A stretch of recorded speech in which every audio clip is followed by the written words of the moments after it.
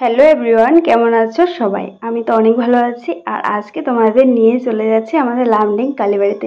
হ্যাঁ, আমি জানি সবার প্রিয় স্থান আমাদের লামডিংয়ের জনগণদের। তো আজকে আমি আর মা চলে যাচ্ছি তোমাদেরকে নিয়ে। হ্যাঁ, আজকে হলো সেই বৃন্দাবন থেকে আগত মহারাজ চলে এসেছে কালীবাড়িতে, আর অনেক সুন্দর কীর্তন হচ্ছে। তো এই দেখো কি সুন্দর সুন্দর তুলসীর মালা, আজকাল তো ট্রেন্ডিংয়ে চলছে না তুলসীর মালাগুলো, সেজন্য বেশি বিক্রি হচ্ছে বোধহয়। তবে আমি আবার তুলসীর মালাটা ভালোবাসি না। তবে হ্যাঁ, লোকে যখন লাগায় দেখতে আমাকে ভালো লাগে, বাট আমি কিন্তু পড়ি না। আর মা দেখো এখানে খুচরো টাকাগুলো বের করে নিয়েছে, কারণ দক্ষিণা দেবে। তো বলছিল ওখানে দিতে হবে, ওখানে দিতে বললে আমি বলেছি ঠিক আছে যাও তুমি দিয়ে এসো, আমি এখানে দাঁড়িয়ে আছি। তারপর দেখো এই দেখো প্রচণ্ড লোকজন, আমাদের লামডিংয়ের সদস্য সবাই চলে গেছে। অ্যাকচুয়ালি হ্যাঁ, পুরো মনটাও ভরে গেছে সে মহারাজের কীর্তন শুনে। চলো তোমাদেরকেও একটু শোনাই, তোমরাও শোনো, আমি কেন একা শুনবো, তাই না?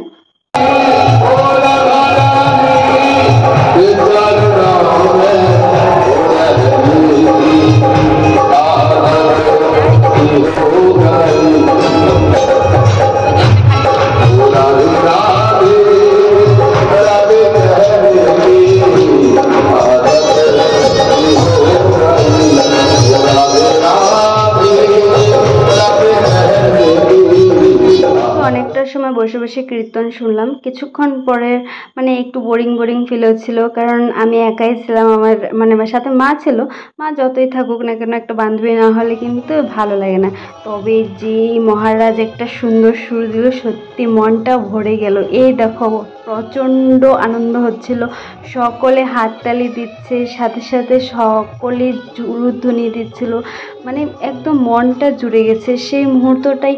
মানে সবাই যদি এই আরও দুদিন আছে মহারাজ, এই দুদিন যদি আমরা যারা সোশ্যাল মিডিয়ায় অনেক বেশি অ্যাক্টিভ, ওরা যদি 2 ঘন্টার জন্যই মহারাজের পাশে গিয়ে দাঁড়ায়, সোশ্যাল মিডিয়ায় কী জিনিস পুরোটাই ভুলে যাব। সত্যি একদম মন দিয়ে মন ভরে আমি শুনছিলাম কীর্তনগুলো, ফোনগুলোর কথা একদম ভুলেই গিয়েছিলাম। আর শুনতে শুনতে বেশ আনন্দই লাগছিল। মহারাজ একটু পরপর বলছিল রাধে রাধে রাধে রাধে, জোরসে বলো রাধে রাধে, প্যার সে বলো রাধে রাধে। মানে মনটা পুরো জুড়ে গেছে, কি বলবো।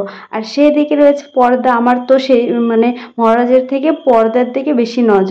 আর এই দেখো আমার তো লামডিং কালীবাড়ি বলতে সব থেকে বেশি প্রিয় জায়গা। সেই প্রিয় জায়গা যদি আরও প্রিয় সুন্দর একটা মানে কীর্তন হয়। আর আমি এমনিতেও কীর্তন ভালোবাসি, যেহেতু আমার ফ্যামিলি পুরোটাই বৈষ্ণব ধর্মের, তো অনেকটাই ভালোবাসি আমরা সবাই কীর্তন। তো চলো 2 ঘন্টার মতো বসে কীর্তন শুনলাম। এবার তো বাড়ি যাওয়া যাক, রাত্রি 10টা বাজে। মা আর আমি দুজনে মিলে চলে গিয়েছিলাম। 8টায় গেলাম, 10টায় ঘুরে আসলাম। তো স্কুটিটাকে ব্যাক করে নিচ্ছি, যে স্কুটিটা পুরো জামের ভিতর ফেসে গেছে। তো মা আর আমি দুজনেই এবার বাড়ির দিকে যাচ্ছি। আর হ্যাঁ, আমার ভিডিওটা এটুকুই। তোমাদের যদি আমার ভিডিওটা পছন্দ হয়ে থাকে একটুখানিও, তবে অবশ্যই আমার ভিডিওটা লাইক, কমেন্ট, শেয়ার, সাবস্ক্রাইব করে দিও। আর ভিডিওটা কে কোথা থেকে দেখছো অবশ্যই কমেন্টে জানিয়ে যেও। কথা বলতে বলতে আমি কিছুটা ভুলেও যাচ্ছি, কারণ একটু আগেই কীর্তন থেকে এসেছি, তো কীর্তন থেকে এসে ভয়েস ওভার করছি। তো একটুটা হাঁপিয়ে আছি, সাথে গরমে পুরো ঘেমে গেছি। তোমরা তো আমার ফেসটা দেখে বুঝতেই পারছো। আর এই দেখো আমি যে চন্দনের টিকাটা লাগিয়েছি, এটা কিন্তু আমার খুব ভালো লাগে লাগাতে সব সময়ের জন্য। চলো বাই বাই তো।